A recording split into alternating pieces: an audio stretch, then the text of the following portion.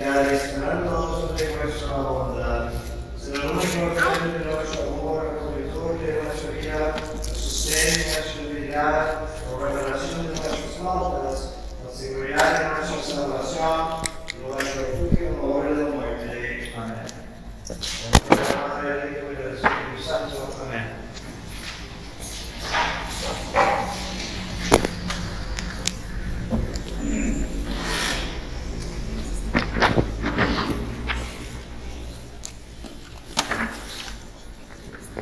Ok, buenos días.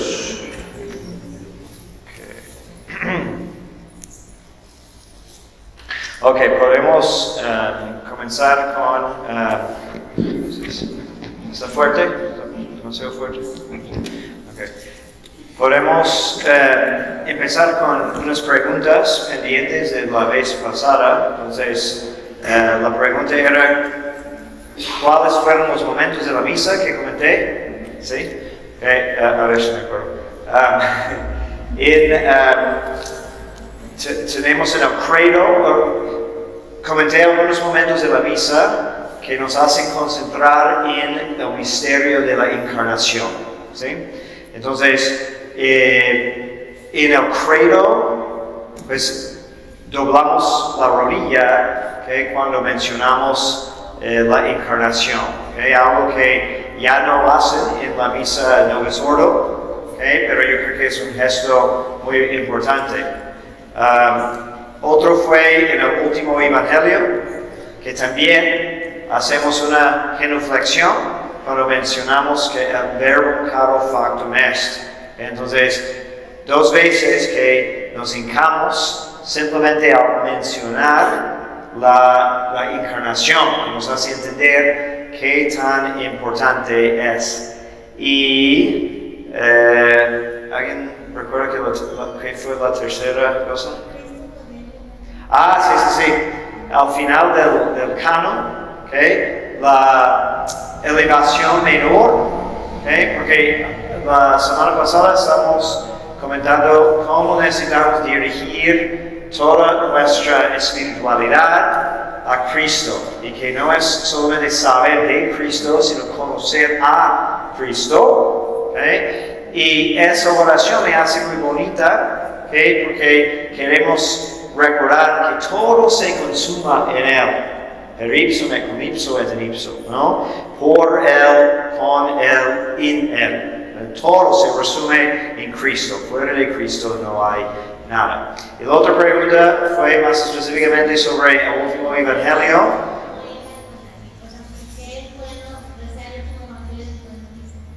Ok, bueno, lo que dije es que en algún momento, creo que fue como el siglo XIII o por allá, que los dominicos empezaron con una costumbre, ¿no? En la misa, en el rito de la misa, no había último evangelio en ese entonces, antes de eso.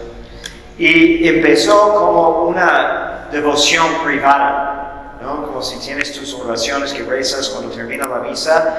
Los sacerdotes dominicos empezaron cuando salían de la misa para mantener su recogimiento, recitar de memoria el primer capítulo de San Juan. Pero luego se dieron cuenta las personas, les hizo bonito, entonces quisieron copiar la devoción de sus padres. Entonces más gente empezó a rezar, de que finalmente, en vez de decirlo en silencio, sabiendo, yo supongo que unos padres empezaron aquí al final de la misa de rezarlo. Como en ese momento no había, por ejemplo, las oraciones leoninas, porque son de Papa León XIII, entonces del siglo XIX, pero es como una devoción al final. Entonces, por hacerlo tanto y hacerse tan común, se insertó en la misa, y en futuras ediciones de la misa se hizo parte del rito. Y eso es un muy buen ejemplo de desarrollo orgánico en la liturgia, porque no siempre, eso es otro tema, pero siempre el desarrollo orgánico en la liturgia es enriquecer, no es quitar. No tenemos realmente ejemplos donde han cortado la misa, sino va acumulando más sentido según la meditación de la iglesia sobre esos puntos, ¿no? Entonces, el último evangelio es tan apto para concluir la misa. ¿Por qué? Porque es una reseña realmente de la doctrina de la encarnación. Porque empieza diciendo, en el principio era el verbo. El verbo era Dios. Y el verbo estaba con Dios, ¿no? Y luego nos habla de que, pues, sin el verbo nada fue hecho.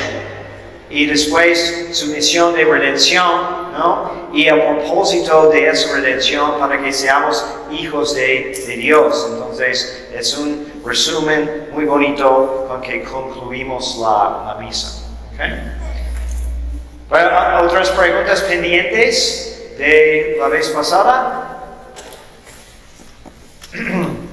Ok, entonces, la semana pasada hablamos de qué es Cristología, ¿okay? Porque es importante, ¿okay? Y como Cristo es el centro de toda la teología. Y como acabo de mencionar, no es tanto de saber datos de Cristo, sino llegar a conocer a Cristo. Y eso, entonces siempre queremos hacer ese vínculo espiritual. Ahora queremos profundizar más en el misterio de la encarnación. ¿Okay? ¿Qué entendemos por la encarnación?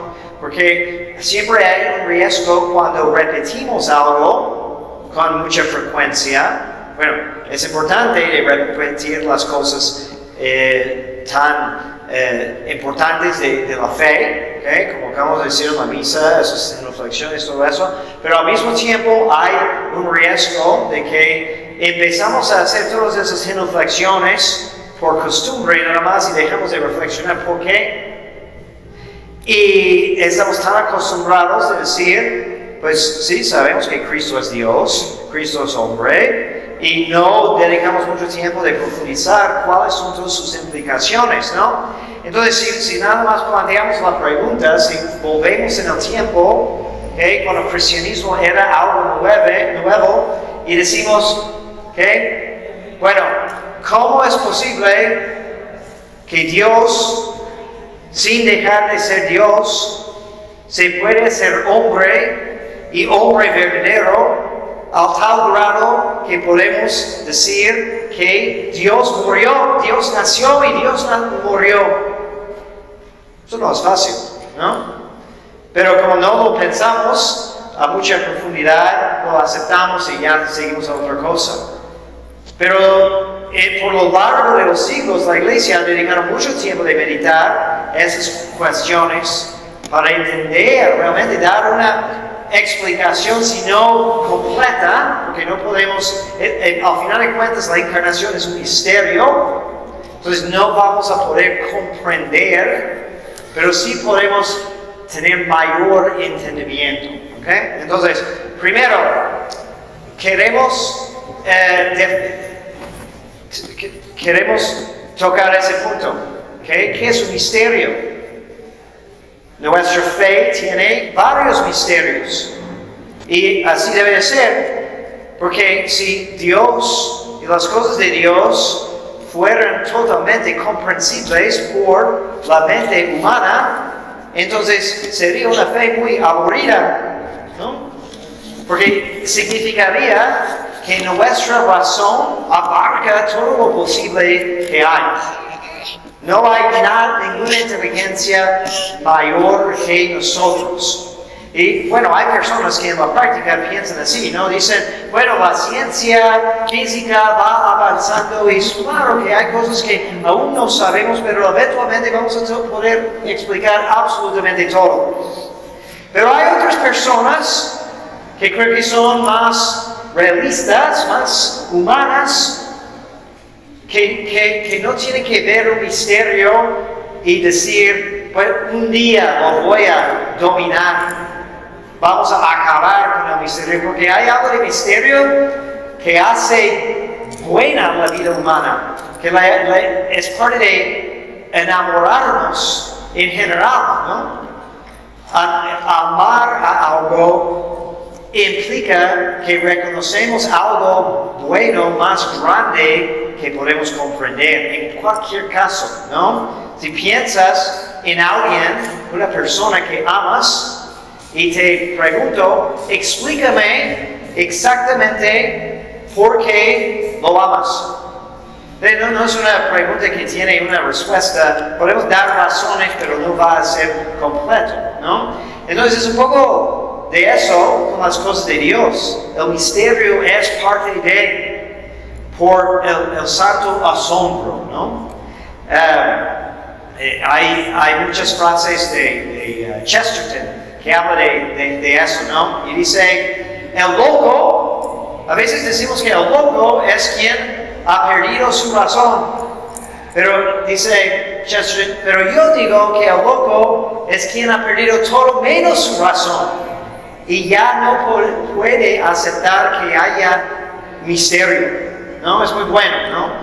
Entonces, podemos señalar algunos misterios de la fe, los misterios principales, ¿no? Y normalmente mencionamos, en primer lugar, la Santísima Trinidad. Segundo lugar, la encarnación. ¿Okay? Y como otro misterio, parte de es la redención. ¿Okay? Y el otro gran misterio es la presencia de Jesús en la Eucaristía. No son todos, pero a veces señalamos esos como los principales. Pero también tenemos que tener cuidado porque misterio no significa que no podemos entender nada. ¿Sí? Entonces, hay otro concepto de religión pagana, por ejemplo, que todos hemos leído los mitos de los griegos y romanos y es interesante ver su pensamiento, pero esos mitos, pues no, la idea no es dar una explicación científica, no pensaban así, pero es para tratar de una realidad que ellos creían. Pero si examinamos sus mitos con los criterios de una persona de hoy, vamos a decir, ridículo, ¿no? No, eso es imposible. Pero los misterios de nuestra fe no son así. ¿Qué es la distinción? Que un misterio de la fe es más allá que la capacidad humana, porque al final de cuentas Dios es infinito, sin límite, pero todos tenemos un cerebro con límites, tiene que caber en el cráneo, ¿sí? Entonces, nadie tiene inteligencia infinita, entonces por supuesto que Dios no va a caber en el cráneo humano. Entonces, son verdades más allá que el entendimiento, pero no en contra, no contradicen la razón, porque la razón también es establecida por Dios. Dios que nos hizo para pensar en esos parámetros no puede abolirlas, ¿okay? Entonces, a veces hay personas que dicen y quieren ridicularizar la fe, ¿no? Y dicen, Dios puede hacer una piedra tan pesada que Él no la puede levantar. Y piensan que son muy inteligentes porque, bueno, han hecho una prueba porque es tonta la fe, ¿no? Pero estamos hablando de contradicción en razón. Entonces es una falsa dilema. ¿Okay? Es como decir, si Dios puede hacer un triángulo circular, pues si es circular no es triángulo, y si es triángulo no es circular, porque eso es razonable. ¿Okay? Entonces, cuando estudiamos un misterio, porque la otra postura es, bueno, si es un misterio, ¿por qué estamos teniendo una clase sobre un misterio si no podemos entender? ¿Okay? Y por un lado se ve ridículo, pero no es ridículo si entendemos de que el misterio podemos entender más. pero no podemos comprender. Comprensión literalmente es entender perfectamente. Pero sí podemos tener mayor entendimiento que fortalece la fe y nos ayuda también a defender la fe contra los opositores de la fe. Por eso conviene estudiar los misterios. Entonces, esa es la naturaleza de un misterio. Y hablando de la encarnación,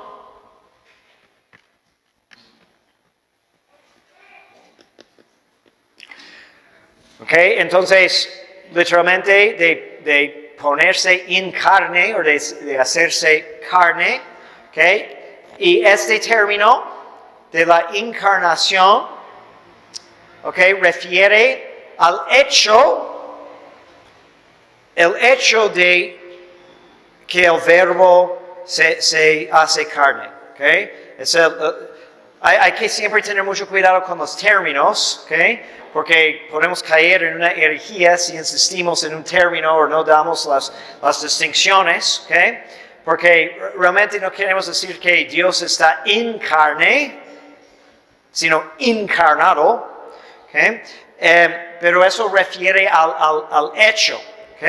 Y luego cuando estudiamos la relación entre el sujeto y la persona y las naturalezas, estamos hablando de la unión hipostática, que es muy técnica, porque estamos hablando de hipostasis, que es un término griego, que es algo que subsiste en sí mismo. Es una persona cuando estamos hablando de una naturaleza racional, pero la unión en la hipostasis. Vamos a explicar eso más. A veces referimos a la misma cosa cuando decimos encarnación, el misterio de la encarnación, pero hay una pequeña distinción entre el hecho y la relación cuando la consideramos. Entonces, para definirlo muy bien, queremos decir que en Cristo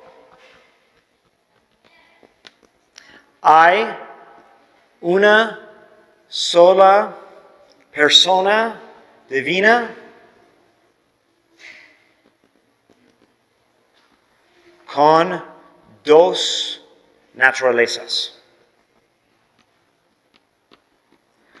Y con esta frase tenemos para toda la vida muchas cosas para meditar. ¿Qué significa? Dos naturalezas, divina y humana. Podemos recordarnos de lo que ya mencionamos en San Juan para reflexionar sobre eso. Al principio era el verbo, y el verbo estaba en Dios, y el verbo era Dios. Él estaba al principio en Dios, y todas las cosas fueron hechas por Él, y sin Él no se hizo nada de cuanto ha sido hecho. En Él estaba la vida, y la vida era la luz de los hombres. La luz luce en las tinieblas, pero las tinieblas no la acogieron. Hubo un hombre enviado de Dios, de nombre Juan.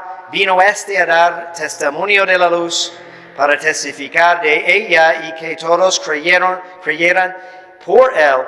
No era él la luz, sino vino a dar testimonio de la luz. Era la luz verdadera, viniendo a este mundo, y ilumina a todo hombre. Estaba en el mundo, y por él fue hecho el mundo, pero el mundo no le conoció. Vino a los suyos, pero los suyos no le recibieron. Mas a cuanto le recibieron, díoles poder de venir a ser hijos de Dios, a aquellos que creen en su nombre, que no de la sangre, ni de la voluntad carnal, ni de la voluntad del varón, sino de Dios son nacidos. Y el Verbo se hizo carne y habitó entre nosotros, y hemos visto su gloria. Entonces eso de cada misa, porque debemos de siempre estar recordándonoslo. Okay, otra cita bíblica, okay, vamos a tomar de la carta a los Filipenses.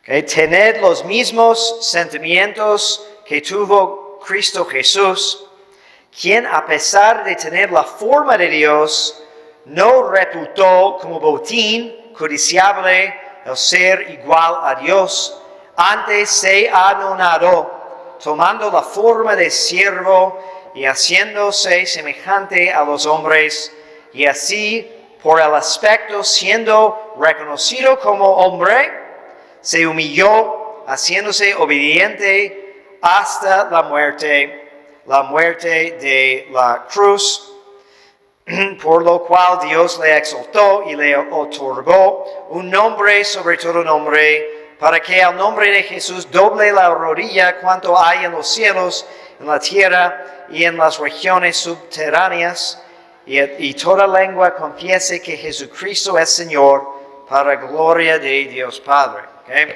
Y hay muchos otros lugares donde San Pablo habla de este misterio, okay? Meditando sobre todas sus implicaciones. También podemos notar pues, unas definiciones de concilios, formulaciones dogmáticas. El concilio de Nicea en el año 325, okay, usó el término consubstancial con el Padre. Okay? Y vamos a reconocer esa frase, okay, porque lo repetimos en el credo cada domingo, porque es el credo de Nicea, por eso. Pero ¿por qué Nicea tuvo que usar esa palabra, o más bien inventar un término para dar buena explicación? Bueno, precisamente por un error, okay? Porque Nicea estaba contestando todo el tumulto o la confusión causada por Arrio, okay, y el arianismo, y que decía que Jesús no era exactamente Dios, era algo menor que Dios, el mejor de toda la creación de Dios, pero no Dios mismo.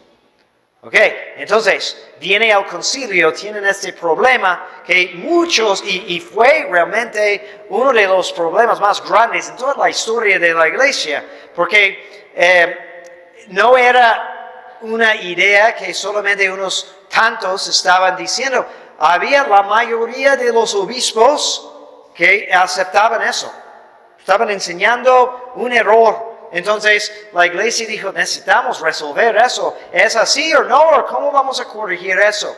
¿No? ¿Y qué es la implicación?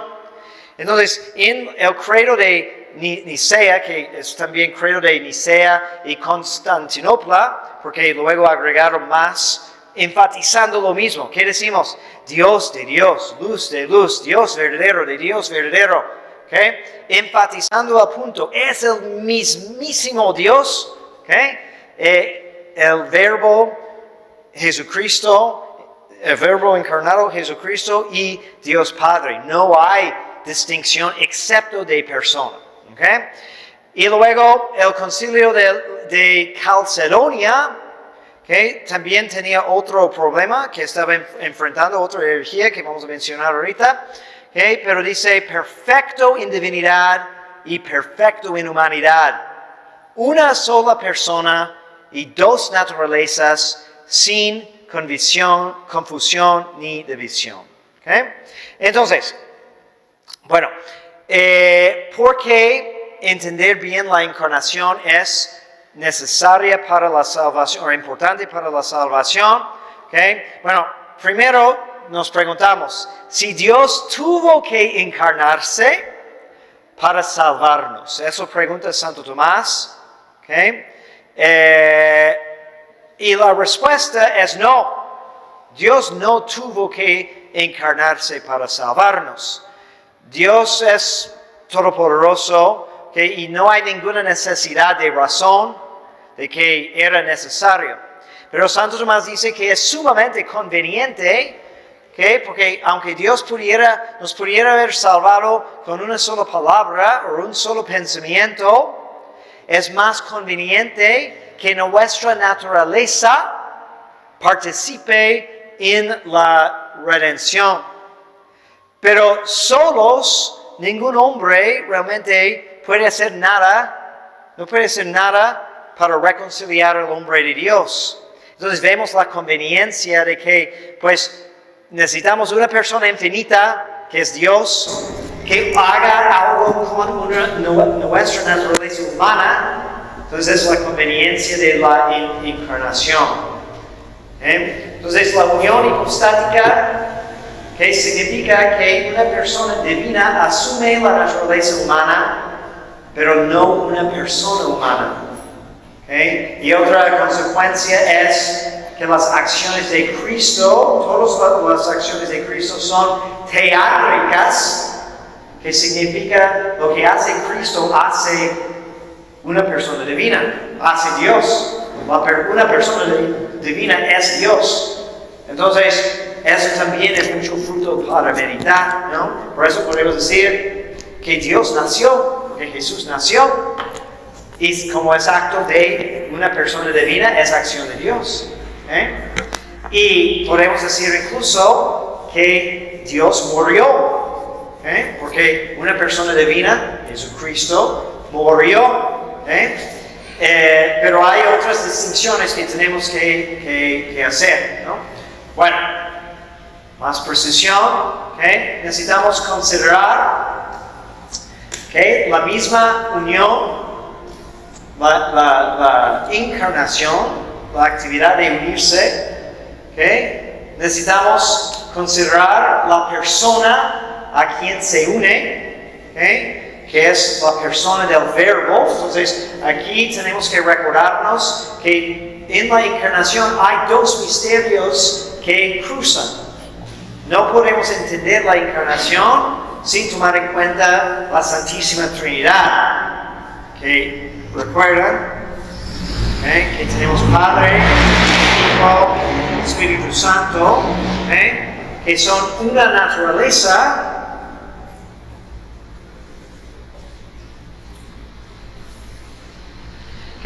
Pero tres personas distintas.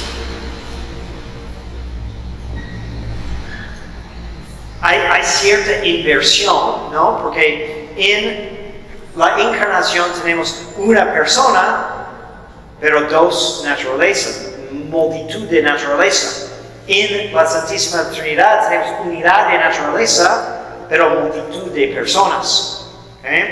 Obviamente tenemos que tener bien entendido qué es la diferencia entre persona y naturaleza.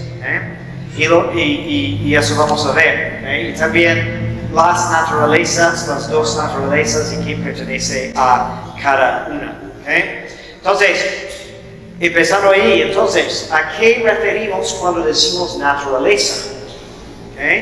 Naturaleza es la esencia de la cosa. ¿Qué es? Responde a la pregunta, ¿qué es? Entonces, y persona responde a la pregunta, ¿quién es? Ya ven que son diferentes preguntas que requieren diferentes respuestas. Porque si te pregunto, ¿qué eres? Va a ser una respuesta diferente que si te pregunto, ¿quién eres? ¿No? ¿Qué eres? Un ser humano. Pero hay muchas instancias de ser humano que pueden dar la misma respuesta. Todos aquí vamos a contestar la pregunta, ¿qué eres? Igual, ¿verdad? Pero si decimos, ¿quién eres? Ahora estamos hablando de la persona. Y la persona es un sujeto de acción. La persona podemos definir, de hecho hay varias definiciones de persona, pero tenemos, citando bien, de Boecio, la definición de persona, sustancia individual de naturaleza racional. Pero hay más que podemos poner a eso, porque la esencia de persona es un sujeto que es responsable por sus acciones. ¿Okay? Por eso no decimos ni a la piedra, ni a la flor, ni al perro que es persona. Porque no es, según esa definición, naturaleza racional. Tampoco no es responsable, no tiene la capacidad de ser responsable por sus acciones. Ahora, otra distinción importante, según esa definición, vamos a decir que entonces si tenemos, no sé, un bebé no nacido, no tiene uso de razón, que no es persona, porque no se hace responsable por sus acciones, o una persona con grave retraso mental, que no es persona, porque a lo mejor no tiene toda la capacidad racional. Aquí tenemos que revertir a la definición de Boecio, que dice que es sustancia individual de naturaleza racional. Puede haber defecto en la función de la naturaleza, pero por naturaleza es orientado hacia esa responsabilidad de acción. Y bueno, lastimosamente no se ha desarrollado aún o no está funcionando bien, pero su naturaleza todavía tiene esa esencia, digamos. ¿Okay? Bien, ok, entonces en Cristo que hay dos naturalezas y una sola persona. Vamos a volver a eso muchas veces. Y esas naturalezas no se fusionaron, sino se mantuvieron distintas, pero unidas. Porque hubo un error, no hay nada nuevo bajo el sol. Entonces, yo creo que todos los errores de que podemos pensar sobre la encarnación, alguien ya los pensó una vez. Entonces, nada más necesitamos conocer la historia. Pero hubo un señor que se llama Eutiques, en el año, que murió en el año 454, y él es conocido por la herejía de monificismo, que es una reacción a otra herejía que se llama nestorianismo. Ya vamos a ver, es constante de que erramos por un lado, queremos corregirlo, entonces vamos a otro extremo y estamos en error otra vez. Necesitamos encontrarnos en medio. Una reacción a veces es demasiado fuerte, que también requiere una corrección. Pero reaccionó exageradamente contra el nestorianismo, afirmando una fusión de naturalezas, de que no hay dos naturalezas en Cristo, entonces, sino una nueva que no existía antes, que es una fusión de divinidad y humanidad. Ahora, tal vez hay algunos de ustedes pensando que yo pienso más o menos así, ¿no? Porque tiene, ¿no? Es lo mismo, ¿no?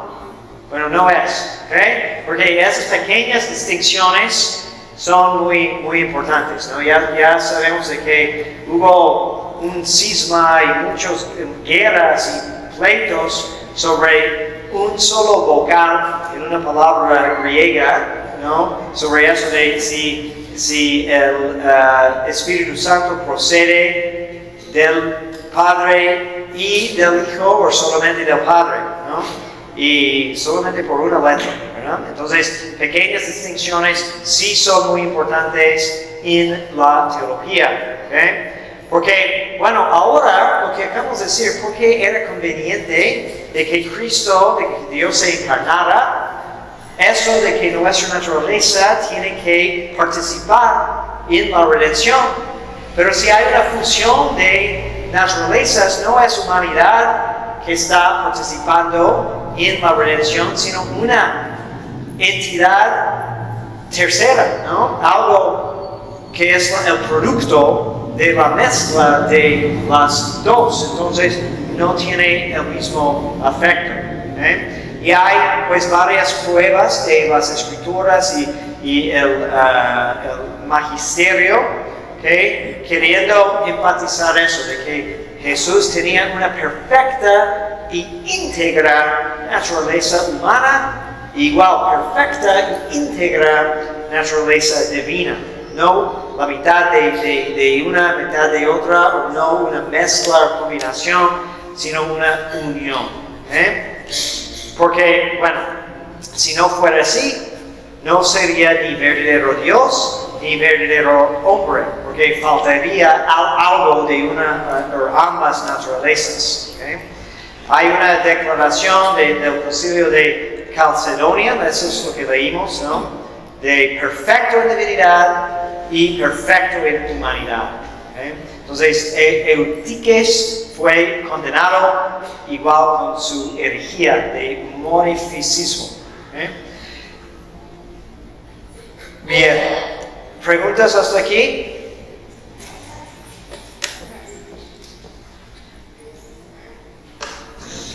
Vamos a...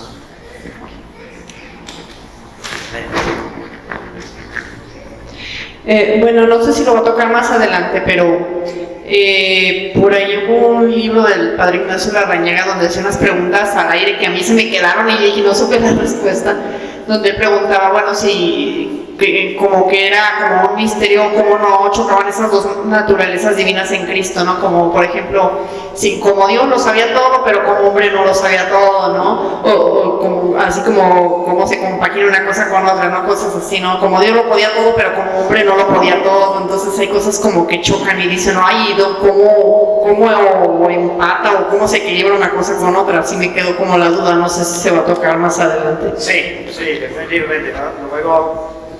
Luego tenemos que analizar la acción de Cristo y cómo atribuimos diferentes acciones a su divinidad o a su humanidad. Que obviamente la naturaleza divina no necesita comer, ¿sí? Pero una naturaleza humana sí.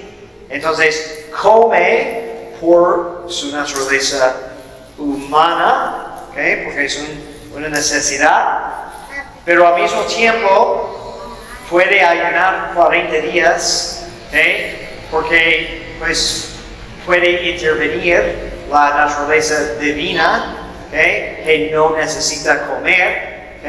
Entonces es libre en pues aceptar los límites de la naturaleza inferior, ¿no? O de dejar brillar aspectos de la naturaleza superior. ¿Sí? La unión de las dos naturalezas se realizó en la persona divina.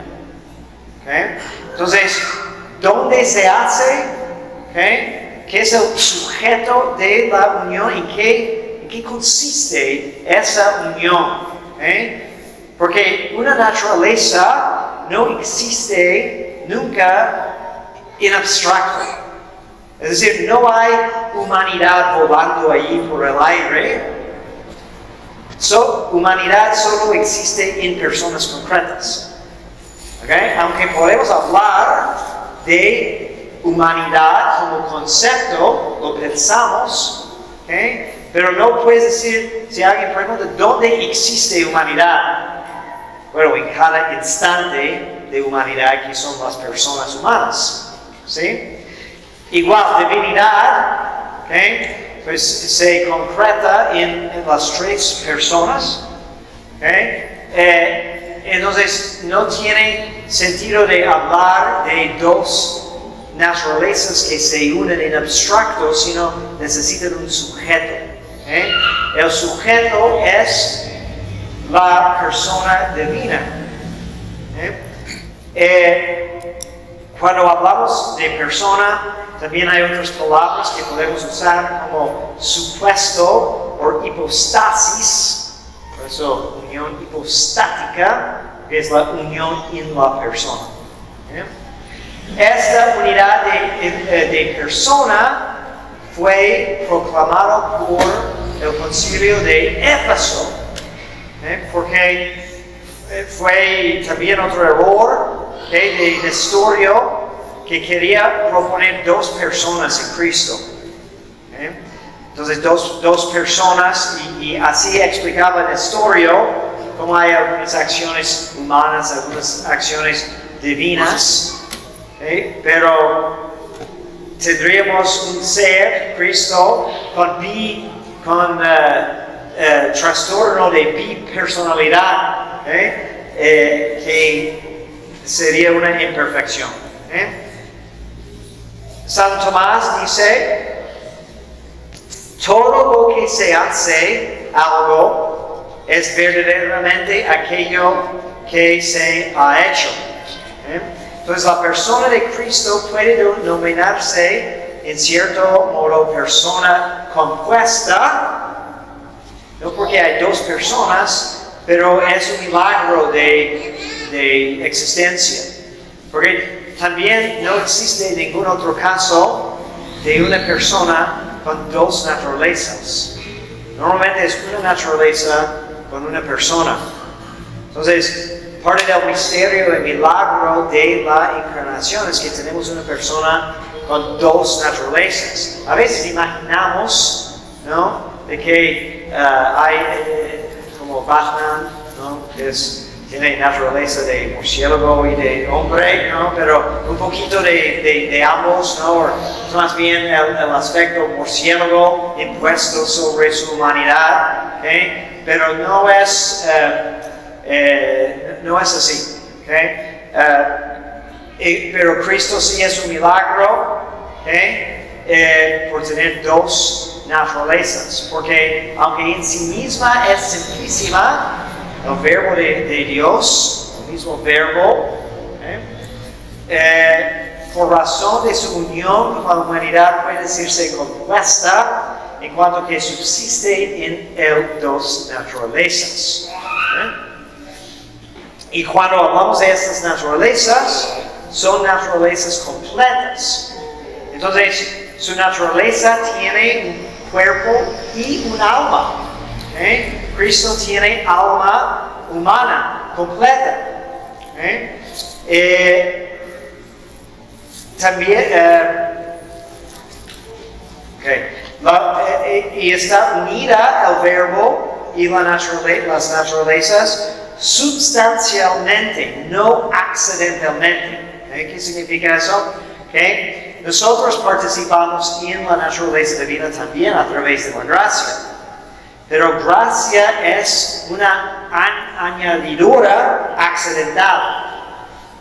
Viene para darle más belleza o hermosura, ¿no?, de cambiarnos, pero no en la sustancia, sino la unión de las naturalezas de la sustancia.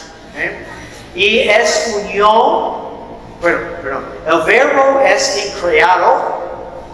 El mismo verbo ha existido desde siempre.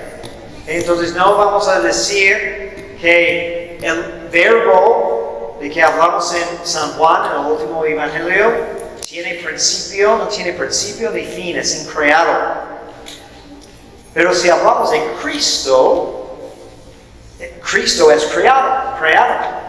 Porque antes de la encarnación no existía Jesucristo. ¿Sí?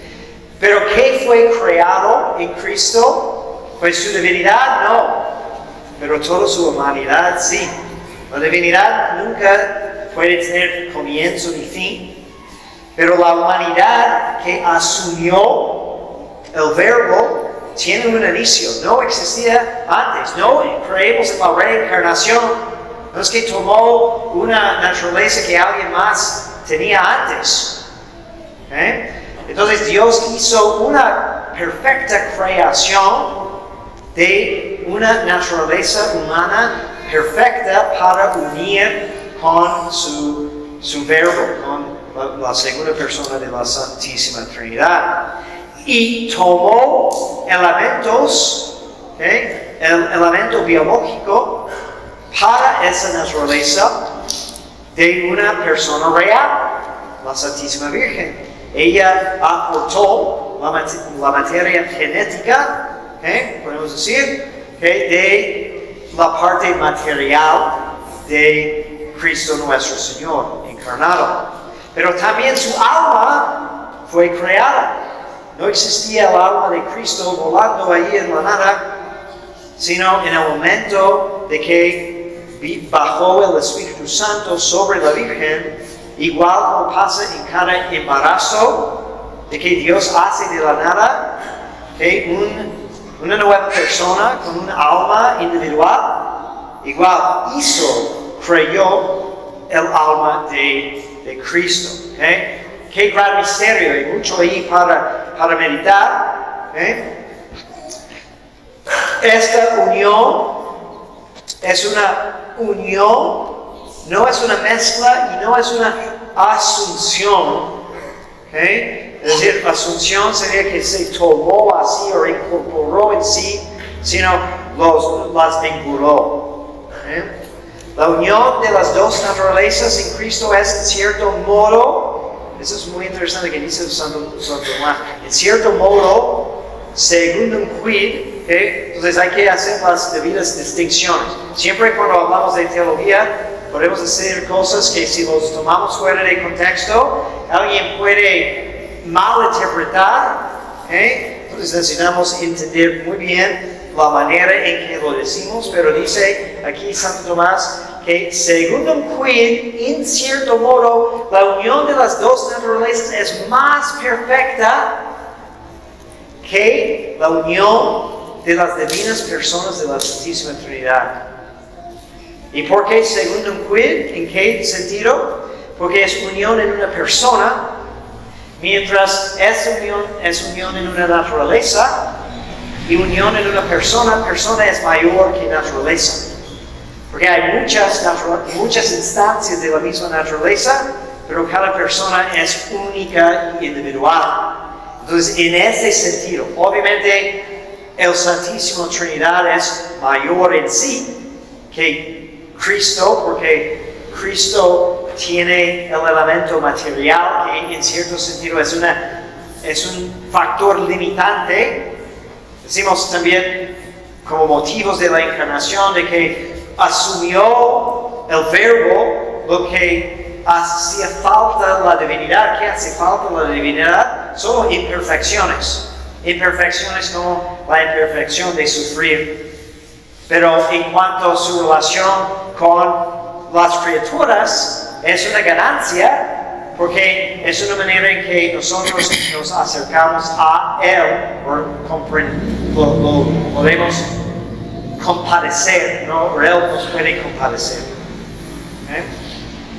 No se preocupen si no entienden perfectamente. Recuerden que estamos hablando de misterios y lo que queremos lograr no es que van a ir a sus casas y tenerlo todo memorizado como las tablas de multiplicación, pero más bien lo que queremos lograr por explicar esas cosas es que llevan a un elemento que vas a meditar.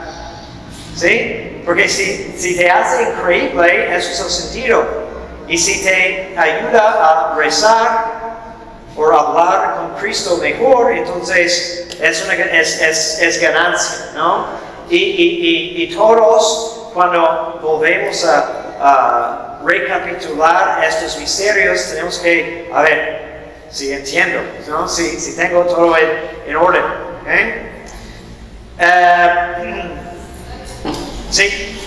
Si puedes venir acá para las preguntas, vamos a acercarnos para... Ok.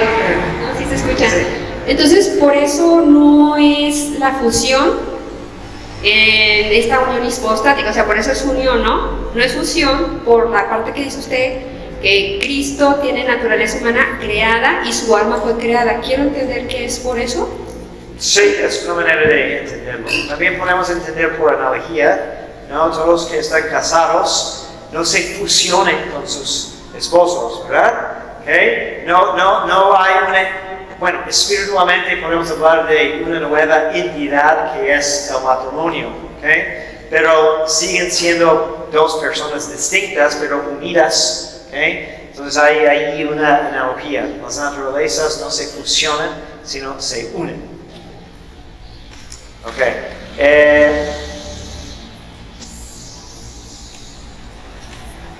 Ok, la unión es indisoluble. Es decir, que nunca, una vez hecha, nunca se va a desbaratar. Aún la muerte no puede desbaratar esa unión hipostática. ¿Okay? Aquí otro misterio muy grande, ¿okay? Porque la muerte es, por definición, la separación de cuerpo y alma. ¿Okay? Se separa y efectúa la muerte. ¿Okay?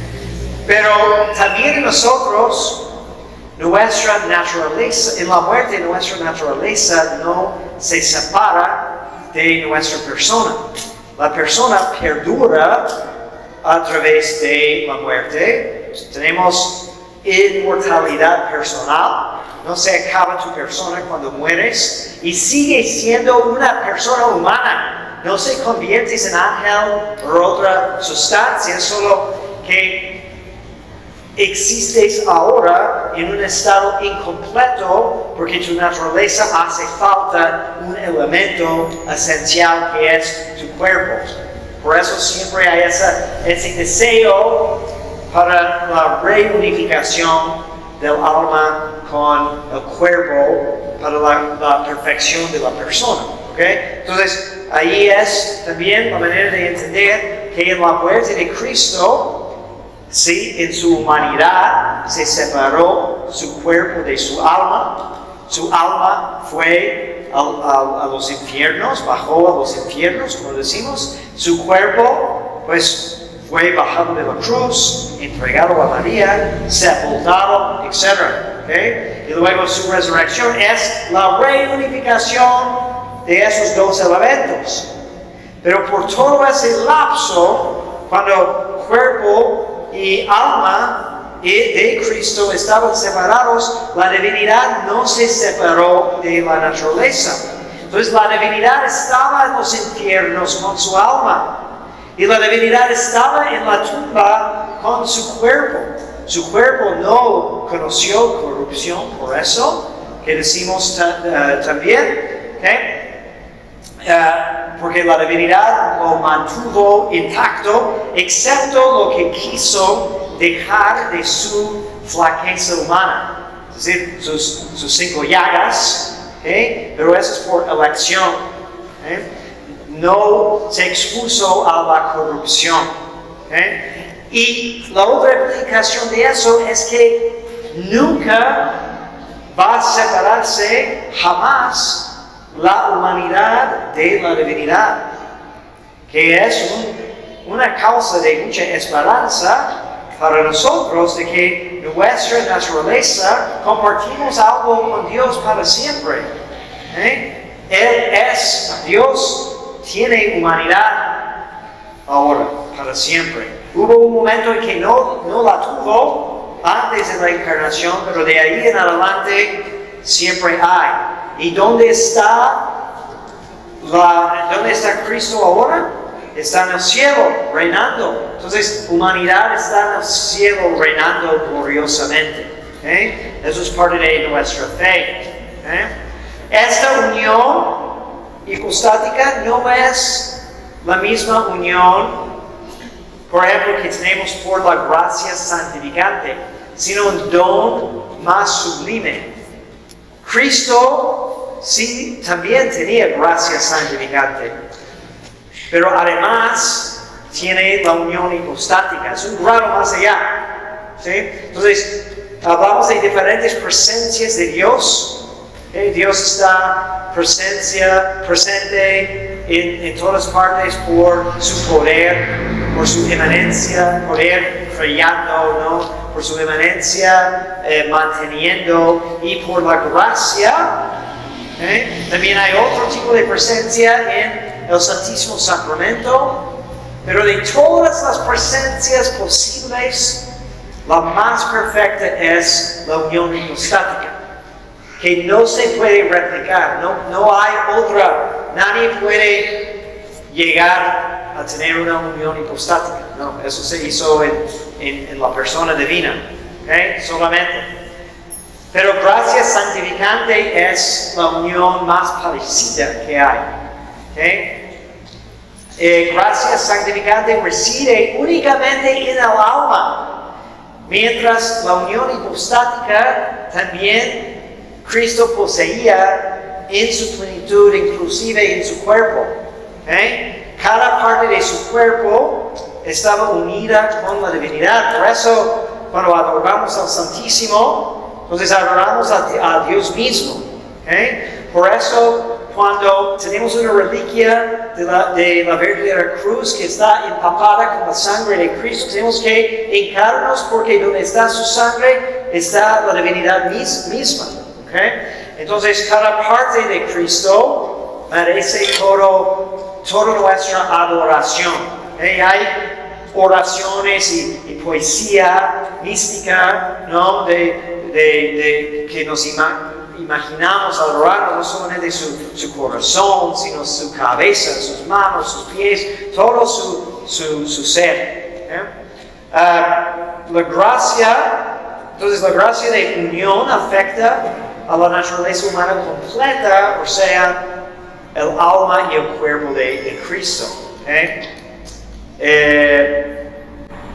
Sí. Okay, podemos decir que la encarnación es algo completamente no merecida, porque ¿quién pudiera haber merecido la encarnación? ¿No? Tal vez Cristo, pero Cristo no existía antes de la encarnación. ¿Sí? Entonces, ¿quién hubo para merecer la encarnación? Nadie. Aunque decimos que por las plegarias de los justos de antes, entonces eso es un mérito de congruo. Entonces, por los ruegos de los santos, Dios nos tiene misericordia. Ajá. Okay, y si consideramos ahora la persona divina, en que se realiza esta unión, que fue únicamente la persona divina del Verbo quien asumió la naturaleza humana. No fue el Padre, no fue el Espíritu Santo. No hay encarnación del Padre, no hay encarnación del Espíritu Santo, aunque ha habido herejías que han intentado decir eso.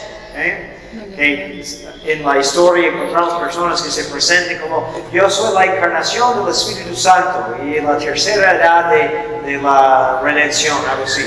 No. Aunque era posible de que otra persona divina se encarnara, era posible que las tres mismas se encarnaran juntas. Incluso es posible para Dios de que la misma naturaleza divina, sin persona, toma humanidad, pero no escogió eso.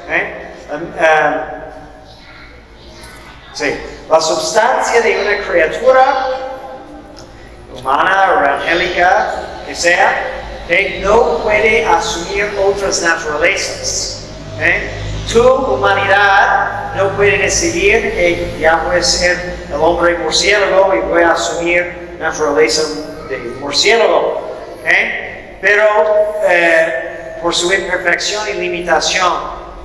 Pero divinidad, por su infinitud, sí puede hacerlo. Incluso divinidad pudiera asumir todas las naturalezas creadas.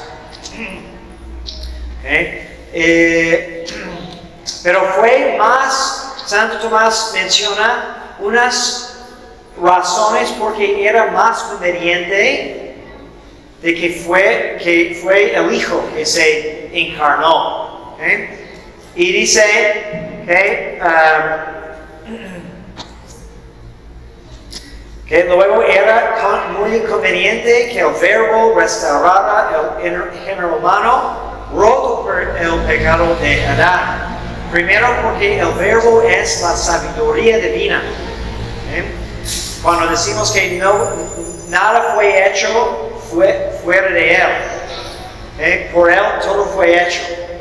Porque el verbo, por ser verbo, es la misma sabiduría divina. Entonces todo que Dios hace por medio de su sabiduría. Entonces, todas las sabidurías creadas derivan de Él. Por el mismo, el hombre progresa en sabiduría en la medida en que participa en el verbo. Y como el discípulo va creciendo en sabiduría a medida que recibe la enseñanza de su maestro, luego fue convenientísimo para la perfección de la naturaleza humana que fuera el verbo que viene como el maestro encarnado. También por la restauración del género humano, que fue la misión de la encarnación, el cumplimiento de la predestinación de los hijos de Dios, devolviendo al hombre su filiación. El verbo es hijo. Dios nos hizo como sus hijos. Perdimos esa relación de hijos con el pecado. Entonces es conveniente que es el Hijo de Dios que nos restaura a esa filiación, devolviéndonos nuestra herencia. Y también porque el pecado de nuestros primeros padres consistió en apetecer una falsa sabiduría, ¿no? El árbol del bien y del mal. Fue una falsa sabiduría que les propuso el diablo, que causó la ruina de la humanidad. Entonces es conveniente que redención viene a través de la verdadera sabiduría, que es el verbo de Dios. Y por último, consideramos la naturaleza humana en sí. La naturaleza humana era más asumible que todas las naturalezas creadas, porque es razonable y tiene esa conexión, es la semejanza de Dios. Entonces, aunque Dios pudiera haberse encarnado como cualquier otra de sus naturalezas, pues es más conveniente que sea con humana, primero porque solamente los humanos necesitábamos redención de todos los demás, y tiene esa conveniencia, pero también porque hay una similitud por su dignidad y por su necesidad.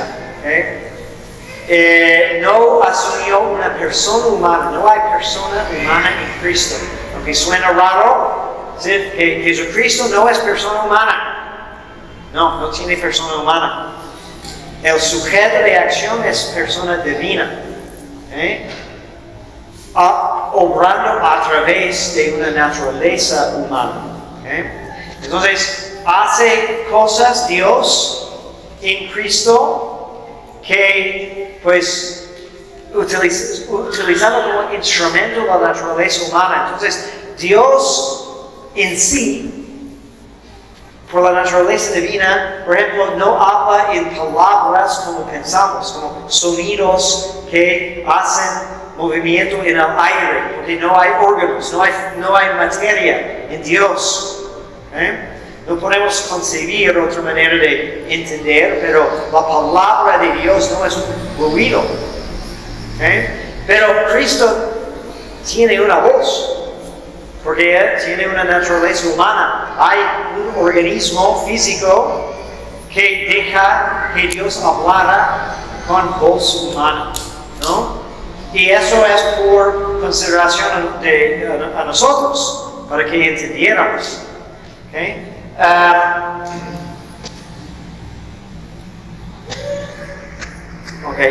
Pero se encarnó también en una instancia de la naturaleza humana, y no toda la naturaleza humana, o todas las instancias de la naturaleza humana. Entonces, podemos proponer, concebir de un panteísmo en que ahora todo humano, toda persona humana es Dios, porque Dios tomó toda la naturaleza humana, y donde hay naturaleza humana es ya divinizada. Eso no creemos.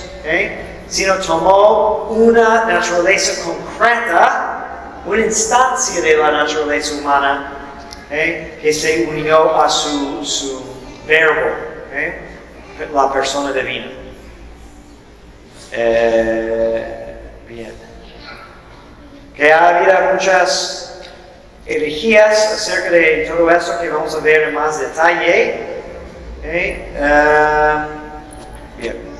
Okay.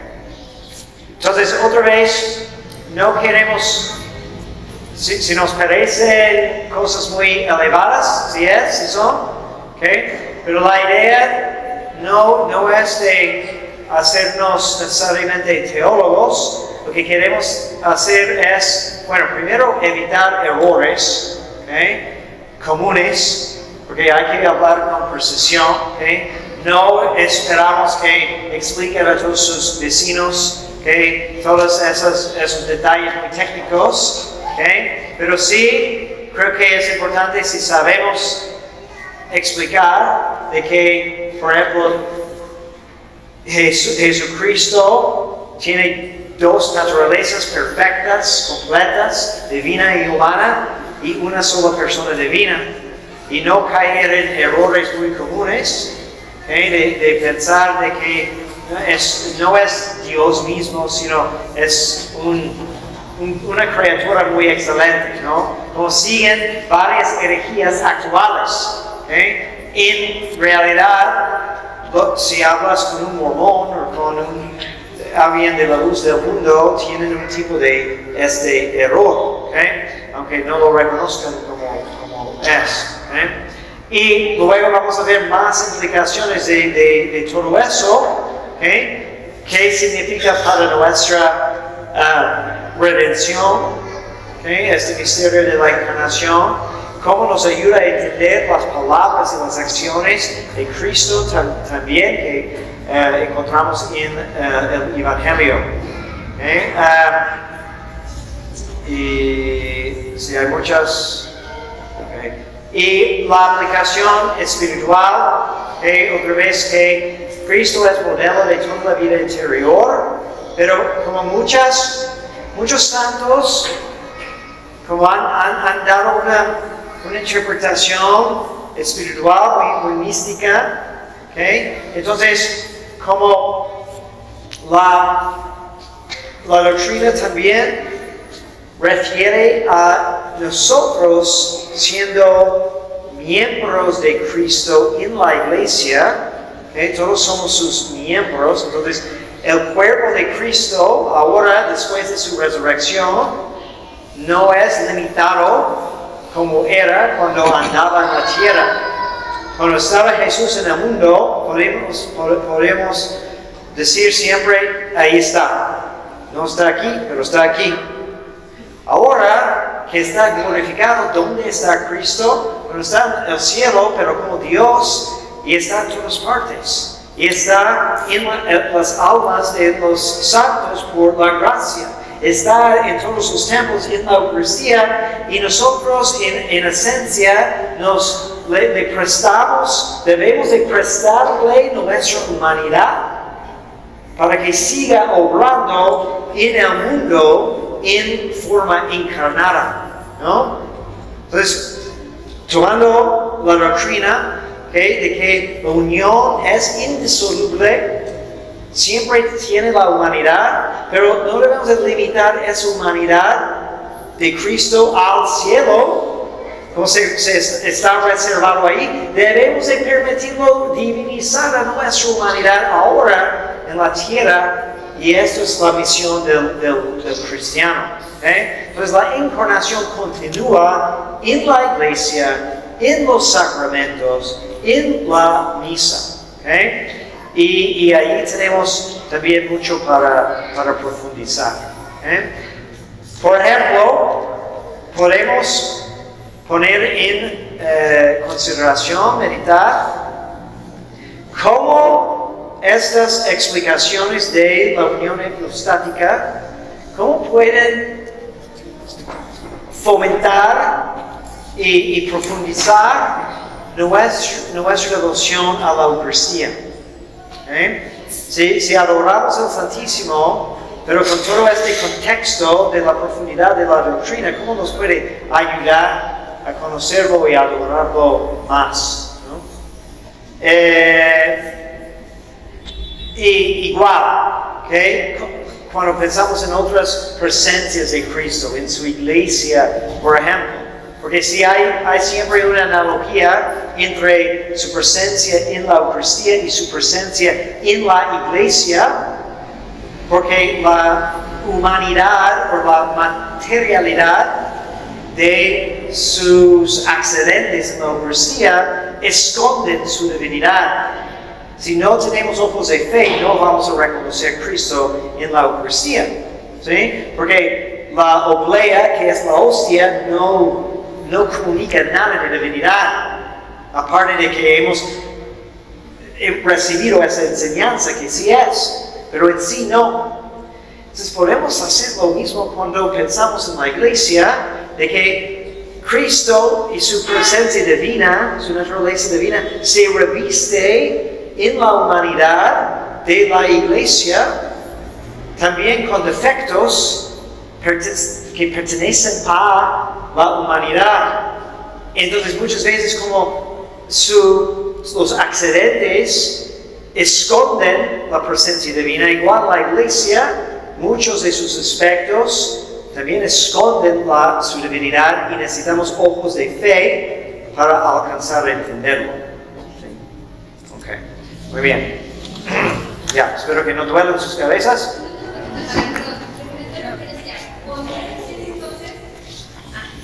Perdón, podría decirse entonces que, bueno, hace tiempo escuché una expresión que Dios se crea a sí mismo sin dejar de ser mismo, refiriéndose a la Eucaristía. ¿Es correcto ese término? Digo, ahorita que estamos viendo que su naturaleza humana fue creada y también su alma, ¿pudiera corresponder a sin dejar de ser mismo, se crea a sí mismo? Se crea a sí mismo. Refiriéndose a la Eucaristía. Se hace presente. A mí me suena un poco problemático decir que se crea A sí mismo, ajá, sin dejar de ser el mismo. Sí, porque no está creando nada nuevo, Ajá. sino está llegando a presentarse de nuevo. Pero es el mismo Cristo que es eterno. Ok. ¿Sí? Entonces, sí, sin dejar de ser lo que es. Si pensamos en, por ejemplo, la primera Eucaristía, cuando se hace presente de esa forma por primera vez, podemos decir que está creando una nueva forma de estar presente. Creo que eso se refería entonces, Sí. ¿verdad? Ok, muchas gracias. ¿Qué más? ¿Enfrente?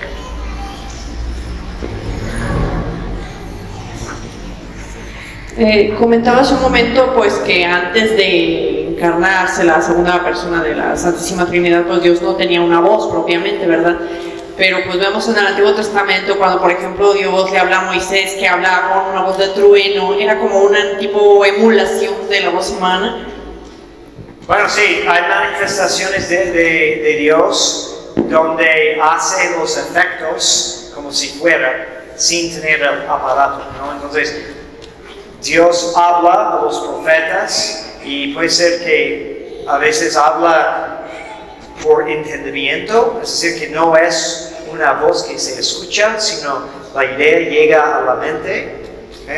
Y también cuando hablamos de visiones o locuciones hoy en día, a veces son voces internas, pero también es posible que Dios pues efectúe en su creación el mismo efecto que hace una voz humana.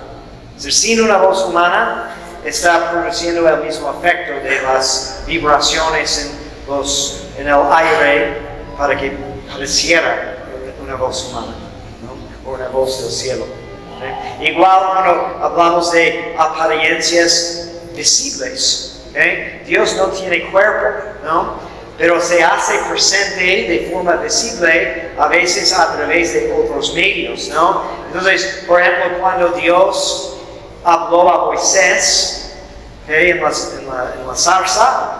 Entonces no se hizo una zarza ardiente, no se encarnó en la llama, ¿sí?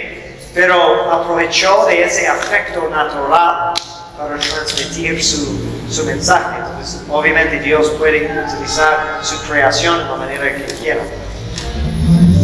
Víctor le preguntaba al padre que cómo es posible que hablaba de la sustancia y la materia. Entonces, ¿cómo era posible que Jesús, estando su cuerpo glorificado en el cielo, pueda estar en la Santa Eucaristía? Y el padre le explicaba sobre la sustancia y la materia, pero la verdad no me quedó claro cómo porque decía que dos cuerpos, o sea, que Dios como que no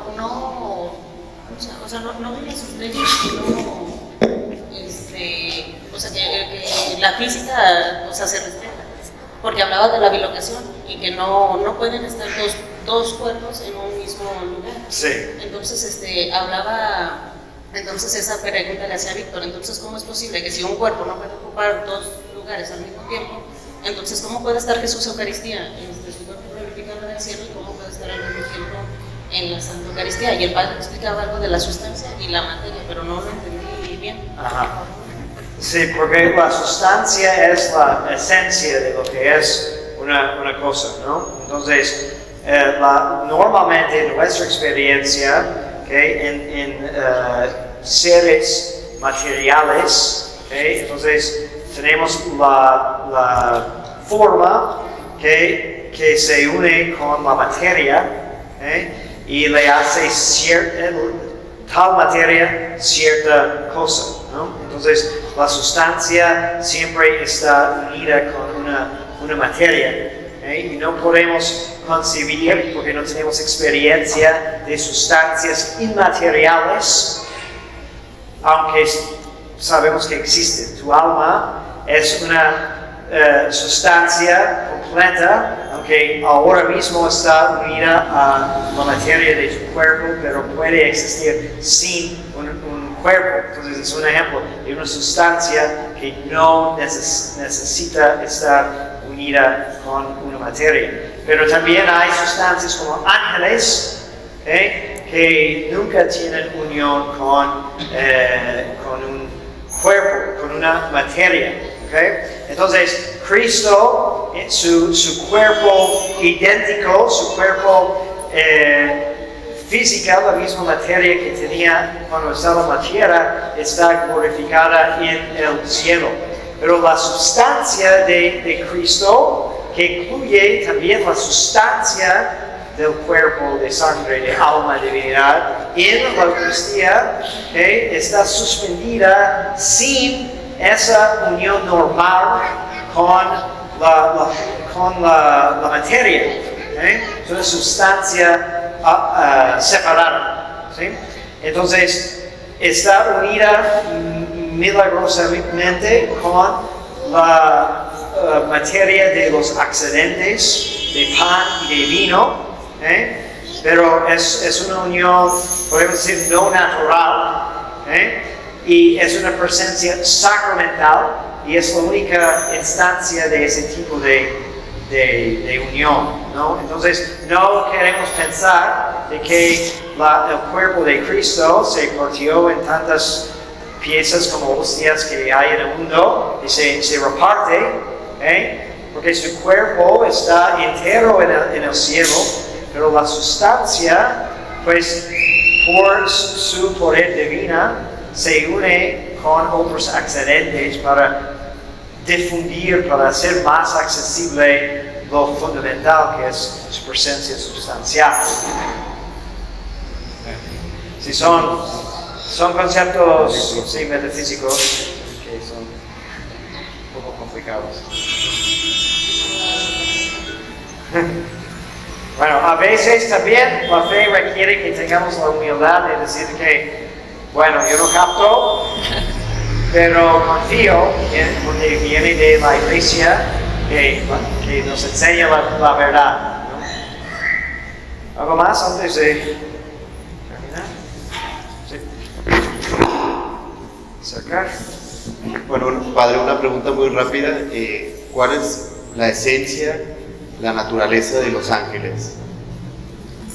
La naturaleza de los ángeles es la naturaleza angélica, ¿sí? Entonces es una sustancia personal, espiritual, ¿sí?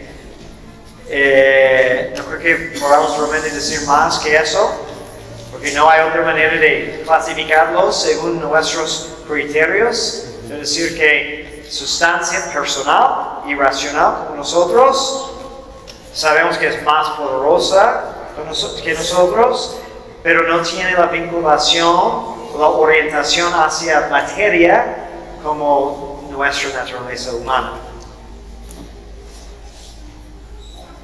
Muy bien. Si puedes acercar, por favor.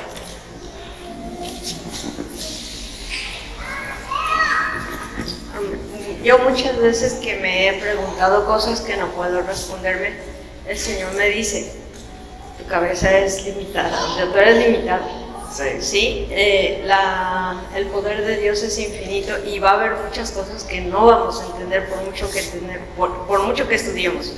Entonces, como esa pregunta que hacía ella, difícil de contestar porque nuestra cabeza no está hecha para contestar todo o para entender todo más bien, ¿sí? Entonces, como decía usted, por medio de la fe muchas cosas las tenemos que vivir por medio de la fe. Exacto. Y pues el Señor nos llama a ser humildes porque no podemos conocer. Sí, nuestra fe puede seguir buscando más razones.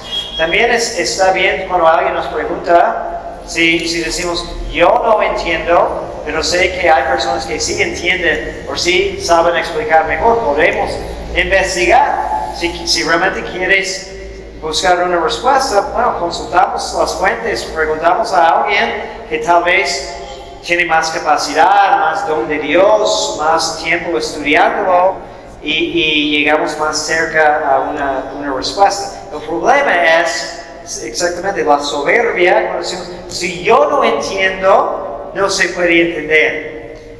Y eso es muy ridículo, ¿no? Porque, no sé, a veces me gusta pensar, ¿qué tanta fe tengo, no? Que subo un avión, no tengo la menor idea cómo funciona, pero siempre confío que va a funcionar. Pero, ¿qué está pasando? Que confiamos que sí hay personas que entienden cómo funciona.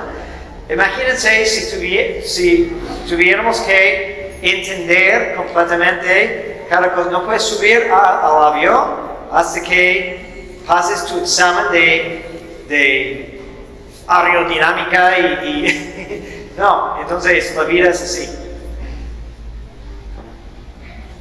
Ok, muy bien. Ahora sí terminamos. Benedictio omnipotentis, Patris et Filii et Spiritus Sancti, descendat super vos et manet semper. Amen.